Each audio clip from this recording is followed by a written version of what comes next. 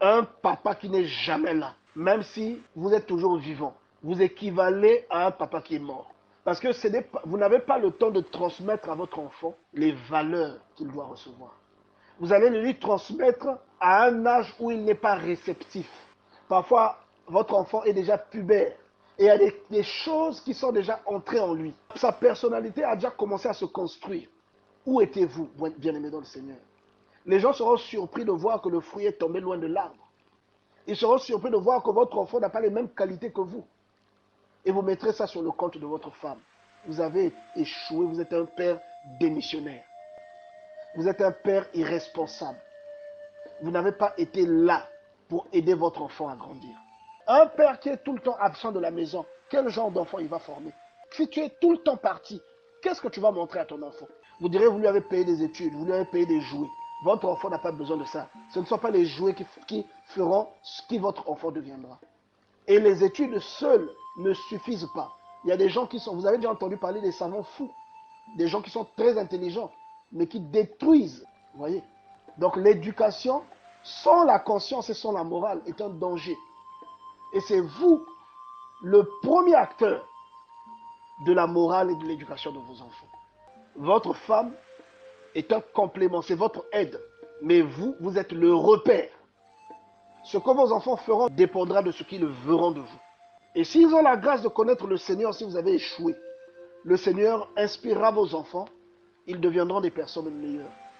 Mais entre-temps, il vous tiendra responsable des manquements qui ont engendré les dégâts qu'ils auront posés.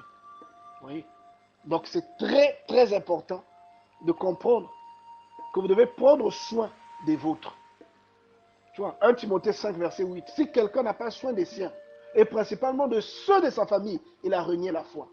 Donc sachez que ce n'est pas parce que vous les déposez, vous les faites déposer en voiture à l'école, ce n'est pas parce que vous leur payez de la nourriture et des vêtements, des jouets, dernier cri, que forcément vous remplissez votre rôle. Votre présence et votre démonstration affective est la chose la plus importante dans la vie de votre enfant bien-aimé dans le Seigneur. Ce qui détermine la vie de l'enfant se produit dans l'enfance. C'est entre 4 et 7 ans que la personnalité d'une personne se dessine. Une maman qui trompe le papa de ses enfants devant ses enfants.